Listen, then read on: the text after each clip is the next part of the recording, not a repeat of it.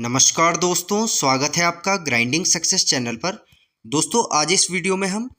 भारतीय नागरिक सुरक्षा संहिता यानी BNSS का अध्याय 4 पढ़ेंगे। इससे पहले दोस्तों हमने अध्याय 1, अध्याय 2 और अध्याय 3 पढ़े हैं। यदि आपने अभी तक वो वीडियो नहीं देखी है तो आई बटन पे उसका लिंक है, आप वहाँ से जाके उसको देख सकते हैं। ठीक है, तो दोस्तों आज इसमें हम BNSS का अध्याय 4 देखेंगे, जो बात करता है वरिष्ठ पुलिस अधिकारियों की शक्तियां और मजिस्ट्रेट तथा पुलिस को सहायता के संबंध में, यानी powers of superior officers of police and aid to magistrates and police, यानी सहायता मजिस्ट्रेट और पुलिस को। ठीक है, तो इसमें सबसे पहले है दोस्तों धारा 30। धारा 30 वरिष्ठ पुलिस अधिकारियों की शक्तियां यानी powers of superior officers of police के संबंध में बात करती है। ठीक है, तो धारा 30 में जो वरिष्ठ पुलिस अधिकारी हैं इनकी शक्तियों के संबंध में बात की गई है, जो सुपीरियर ऑफिसर्स हैं पुलिस के। इसमें बोला गया है पुलिस थाने के भार साधक अधिकारी से पंक्ति में वरिष्ठ पुलिस अधिकारी सर्वत्र स्थानीय क्षेत्रों में जिनमें वे नियुक्त हैं उन शक्तियों का प्रयोग कर सकेंगे जिनका प्रयोग अपने थाने की सीमाओं के भीतर ऐसे अधिकारी द्वारा किया जा सकता है। ठीक है, तो इसके कहने का मतलब है जो पुलिस थाने का भारसाधक अधिकारी है, जिसे बोलते हैं दोस्तों इंचार्ज, तो उससे पंक्ति में वरिष्ठ यानी उससे रैंक में ऊपर पुलिस अधिकारी सर्वत्र स्थानीय क्षेत्रों में जिनमें वे नियुक्त हैं उन शक्तियों का प्रयोग कर सकेंगे जिनका प्रयोग जो है अपने थाने की सीमाओं के भीतर ऐसे अधिकारी द्वारा किया जाता है। जैसे दोस्तों किसी थाने का SHO है, वहाँ पे इंचार्ज जो SHO है, अब SHO जो है अपने स्थानीय क्षेत्र में वहाँ पे FIR कर सकता है, उसे FIR करने का अधिकार है अपने थाने में। वहाँ पे इन्वेस्टिगेशन का अधिकार है, किसी की गिरफ्तारी करने का अधिकार है अपने क्षेत्र में। तो उसका यदि कोई सुपीरियर ऑफिसर वहाँ पे आता है तो उसको भी वह अधिकार होगा, उसके पास वो पावर होगी कि वह भी उस थाने के अंदर या उस क्षेत्र में FIR कर सकता है, वहाँ पे इन्वेस्टिगेशन कर सकता है, किसी की गिरफ्तारी कर सकता है। तो इन सभी पावर्स के संबंध में बात की गई है। ठीक है, जैसे SHO के ऊपर होगा सुपीरियर SP, SSSP के ऊपर फिर SSP, तो ऐसी बात है। SHO रिपोर्ट करता है SP को। ठीक है, तो इस संबंध में बात हो रही है जो वरिष्ठ पुलिस अधिकारी जो भी सुपीरियर ऑफिसर्स हैं उनकी शक्तियों के संबंध में बात करती है धारा 30। नेक्स्ट है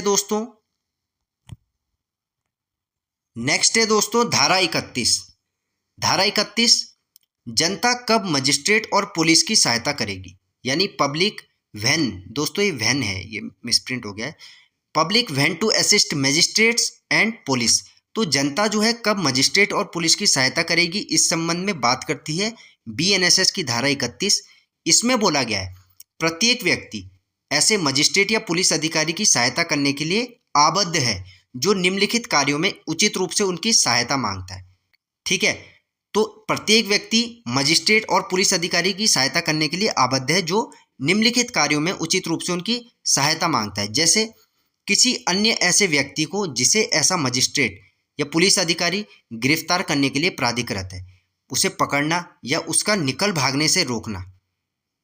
ठीक है, तो किसी ऐसे अन्य व्यक्ति को जिसे जो है मजिस्ट्रेट या पुलिस अधिकारी जो है जिसको गिरफ्तार करने के लिए प्राधिकृत है यानी ऑथराइज्ड है वो उसे अरेस्ट करने के लिए, तो ऐसे व्यक्ति को पकड़ना या उसे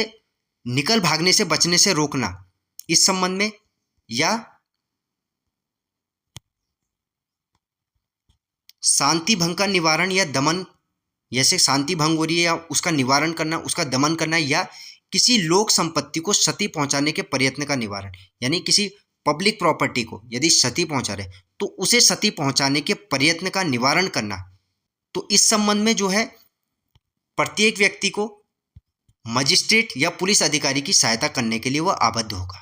ठीक है, यह बताया गया है BNSS की धारा 31 में कि जनता कब जो है मजिस्ट्रेट और पुलिस की सहायता करेगी। ठीक है, तो दोस्तों ये पॉइंट्स दिए गए हैं कि कोई भी ऐसा व्यक्ति जो मजिस्ट्रेट या पुलिस अधिकारी जिसे गिरफ्तार करने के लिए प्राधिकृत है, जिसे गिरफ्तार करने के लिए ऑथराइज्ड है, उसे पकड़ना या उसे निकल भागने से बचने से रोकना। पहला ये हो गया। दूसरा दोस्तों इसमें बोला गया है कि शांति भंग का निवारण या दमन या किसी लोक संपत्ति यानी किसी पब्लिक प्रॉपर्टी को क्षति पहुंचाने के प्रयत्न से उसका निवारण करना। ठीक है, तो ये पॉइंट्स हैं जिसमें प्रत्येक व्यक्ति को मजिस्ट्रेट और पुलिस की सहायता के संबंध में बात की गई है। नेक्स्ट है धारा 32। धारा 32 में पुलिस अधिकारी से भिन्न किसी ऐसे व्यक्ति को सहायता जो वारंट का निष्पादन कर रहा है, यानी aid to person other than police officer executing warrant. ठीक है, तो इसमें बोला गया है पुलिस अधिकारी से भिन्न, यानी पुलिस अधिकारी के अलावा ऐसे व्यक्ति को सहायता जो वारंट का निष्पादन कर रहा है, यानी वारंट का एग्जीक्यूशन कर रहा है। तो इसमें बोला गया है जब कोई वारंट पुलिस अधिकारी से भिन्न किसी व्यक्ति को निर्देशित है, तब कोई भी अन्य व्यक्ति उस वारंट के निष्पादन में सहायता कर सकेगा यदि वह व्यक्ति जिसे वारंट निर्देशित है पास में है और वारंट के निष्पादन में कार्य कर रहा है। ठीक है, तो इसमें बोल रहा है कि जब कोई वारंट जो है पुलिस अधिकारी से भिन्न, यानी यदि कोई वारंट पुलिस अधिकारी के अलावा किसी अन्य व्यक्ति को निर्देशित है, कोई भी कोर्ट का स्टाफ है उसे निर्देशित है वारंट, तब कोई भी अन्य व्यक्ति उस वारंट के निष्पादन में यानी उसके एग्जीक्यूशन में सहायता कर सकेगा यदि वह व्यक्ति जिसे वारंट निर्देशित है वह पास में है और वारंट के निष्पादन में यानी उसके एग्जीक्यूशन में कार्य कर रहा है। जैसे दोस्तों, ए नाम का कोई व्यक्ति, ये स्टाफ मेंबर है, ये कोई स्टाफ है, कोर्ट स्टाफ है, इसे वारंट जो है निर्देशित हो गया। अब ये बी नाम का कोई व्यक्ति है, अब वो इसकी एग्जीक्यूशन में यानी निष्पादन में इसकी मदद कर सकता है। अब ए नाम के व्यक्ति को जो वारंट निर्देशित है तो इसकी सहायता कर सकता है बी नाम का कोई व्यक्ति।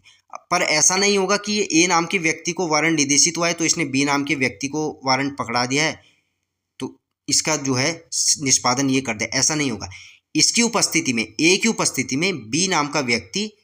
इस ए नाम के व्यक्ति की मदद कर सकता है, जिस ए नाम के व्यक्ति को जो ये कोर्ट का स्टाफ है जिसे वारंट जो है निर्देशित हुए, तो इसके निष्पादन में जो है वारंट के निष्पादन में बी नाम का व्यक्ति इसकी मदद कर सकता है जब ये पास में है और वारंट के निष्पादन में कार्य कर रहा है। ठीक है, नेक्स्ट है दोस्तों, नेक्स्ट है धारा 33। धारा 33 में कुछ अपराधों की सूचना जनता द्वारा दिया जाना, यानी public to give information of certain offences. ठीक है, तो कुछ ऐसे अपराध जिनकी सूचना जनता द्वारा दिया जाना, इनके संबंध में बात करती है BNSS की धारा 33। तो कुछ ऐसे अपराध जिनकी सूचना जनता द्वारा दिया जाने के संबंध में बात की गई है। इसमें बोला गया है प्रत्येक व्यक्ति जो भारतीय न्याय संहिता यानी BNS 2023 की निम्नलिखित धाराओं में से किसी के अधीन दंडनीय किसी अपराध के किए जाने से या किसी अन्य व्यक्ति द्वारा करने के आशय से अवगत है। ठीक है, तो प्रत्येक व्यक्ति जो भारतीय न्याय संहिता 2023 की निम्नलिखित धाराओं में से किसी के अधीन दंडनीय किसी अपराध के किए जाने या किसी अन्य व्यक्ति द्वारा करने के आशय से अवगत है, यानी यदि कोई धारा 103 से 105 दोनों सहित, धारा 111 से 113, धारा 140 से 144, धारा 147 से 154 तथा 158, धारा 189 से 191, धारा 274 से 280, धारा 307, धारा 309 से 312, धारा 316 की उपधारा 5, धारा 326 से धारा 328 और धारा 331 और धारा 332। तो दोस्तों, ये जो BNS की कुछ धाराएं हैं इनके संबंध में बात की गई है कि यदि कोई व्यक्ति इन धाराओं से दंडनीय है, यदि किसी व्यक्ति ने ऐसा अपराध किया है जो इन धाराओं से दंडनीय है, तो उसकी सूचना दिए जाने के संबंध में बात कर रहा है धारा 33। ठीक है, ये दी गई है दोस्तों इसमें BNS की धारा है। नेक्स्ट है दोस्तों, इसकी उपधारा 2 है, धारा 33 की उपधारा 2। इस धारा के प्रयोजन के लिए अपराध शब्द के अंतर्गत भारत के बाहर किसी स्थान में किया गया कोई ऐसा कार्य भी है जो यदि भारत में किया जाता तो अपराध होता। ठीक है, तो जो ये BNSS भारतीय नागरिक सुरक्षा संहिता की धारा 33 है, इसकी उपधारा 2 में बोला गया है कि इस धारा के प्रयोजन के लिए, यानी जो धारा 33 है इसके प्रयोजन के लिए, इसके पर्पस के लिए जो अपराध शब्द है, इसके अंतर्गत, अपराध के अंतर्गत भारत के बाहर किसी स्थान में किया गया कोई ऐसा कार्य भी है, यानी भारत के बाहर कोई किया गया कोई ऐसा कार्य भी है जो यदि भारत में किया जाता तो वह अपराध होता। ठीक है, तो इस संबंध में बात की गई है अपराध शब्द के अंतर्गत। नेक्स्ट है दोस्तों, नेक्स्ट है धारा 34। धारा 34 में बोला गया है ग्राम के मामलों के संबंध में नियोजित अधिकारियों का कर्तव्य रिपोर्ट करने का, यानी जो ग्राम के मामले हैं, जो गांव के मामले हैं, उनके संबंध में जो नियोजित अधिकारी है, जो वहाँ पे एम्प्लॉयड ऑफिसर्स है, उनका कर्तव्य रिपोर्ट करने का, यानी duty of officers employed in connection with affairs of a village to make certain reports, यानी कुछ निश्चित कुछ कतिपय रिपोर्ट करने का कर्तव्य, इसके संबंध में बात की गई है धारा 34 में। इसमें बोला गया है किसी ग्राम के मामलों के संबंध में नियोजित प्रत्येक अधिकारी और गांव में निवास करने वाला प्रत्येक व्यक्ति निकटतम मजिस्ट्रेट को या निकटतम पुलिस थाने के भार साधक अधिकारी को जो भी निकटतर हो कोई भी जानकारी जो उसके पास निम्नलिखित के बारे में हो तत्काल संसूचित करेगा। ठीक है, तो किसी भी गांव के मामलों के संबंध में जो वहाँ पे एम्प्लॉयड है, जो ऑफिसर वहाँ पे एम्प्लॉयड है, नियोजित प्रत्येक अधिकारी और गांव में निवास करने वाला जो प्रत्येक व्यक्ति है वह निकटतम या मजिस्ट्रेट को या निकटतम पुलिस थाने का जो भार साधक अधिकारी है, जो पुलिस थाने का इंचार्ज है, वहाँ पे जो भी उसमें निकटतम हो उसको जानकारी देगा किसके निम्नलिखित के बारे में, जो नीचे देखेंगे इसके बारे में तत्काल जो है उनको संसूचित करेगा, उनको इन्फॉर्म करेगा। ठीक है, तो इसमें बोला गया है, तो इसमें दिए गए हैं पॉइंट्स। अगर गांव में या उसके आसपास कोई ऐसा व्यक्ति रह रहा है जो चोरी का सामान खरीदता या बेचता है तो उसकी जानकारी पुलिस को देनी होगी। यदि दोस्तों गांव में, ग्राम में या उसके आसपास कोई ऐसा व्यक्ति रह रहा है जो चोरी का सामान खरीदता या बेचता है तो उसकी जानकारी पुलिस को देनी होगी। पहला पॉइंट ये है इसमें। दूसरा पॉइंट है, अगर कोई ऐसा व्यक्ति गांव में आता जाता है जो लुटेरा है या जेल से भागा हुआ अपराधी है या खतरनाक अपराधी है या ऐसा शक होने पर भी या ऐसा होने का शक भी, तो उसकी सूचना देना जरूरी है। तो यदि कोई ऐसा व्यक्ति गांव में आ जाता है जो कि लुटेरा है या जेल से भागा हुआ कोई अपराधी है या खतरनाक अपराधी है या किसी पे ऐसा शक हो तो उसकी सूचना देना भी जरूरी है। ठीक है, या तो मजिस्ट्रेट को या जो भी निकटतम है, जो भी पुलिस थाने का भार साधक अधिकारी है उसको। नेक्स्ट पॉइंट है इसमें, नेक्स्ट पॉइंट है, अगर गांव में या पास में कोई ऐसा अपराध हो रहा है या होने वाला है जो गंभीर अपराध की कैटेगरी में आता है, यानी जो गंभीर अपराध की श्रेणी में आता है, यानी अजमानती अपराध यानी नॉन बेलेबल ऑफेंस के संबंध में बात कर रहा है, तो इसकी जानकारी भी देनी होगी। यदि गांव में या पास में कोई ऐसा अपराध हो रहा है या होने वाला है जो कि गंभीर अपराध, जो गंभीर अपराध की श्रेणी में आ रहा है, जो गंभीर अपराध की कैटेगरी में आ रहा है, यानी अजमानती अपराध यानी नॉन बेलेबल ऑफेंस, तो इसकी जानकारी भी देनी होगी। नेक्स्ट पॉइंट है इसमें,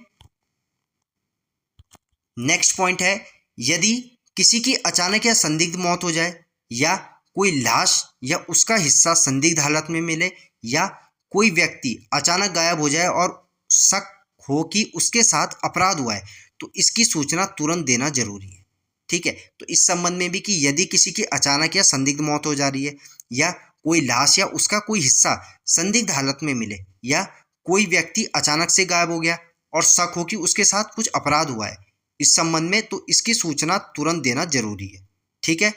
नेक्स्ट पॉइंट है, नेक्स्ट पॉइंट है, अगर गांव के पास या बाहर, भारत के बाहर भी कोई ऐसा काम हो रहा हो जो अगर भारत में होता तो गंभीर अपराध माना जाता तो उसकी जानकारी भी देना जरूरी है। ठीक है, इसमें बोल रहा है अगर गांव के पास, यदि गांव के पास या बाहर यानी भारत के बाहर भी कोई ऐसा काम हो रहा है जो अगर भारत में होता, जो अगर इंडिया में होता तो वह गंभीर अपराध माना जाता है, तो उसकी जानकारी भी देना जरूरी है। ठीक है, नेक्स्ट पॉइंट है इसमें,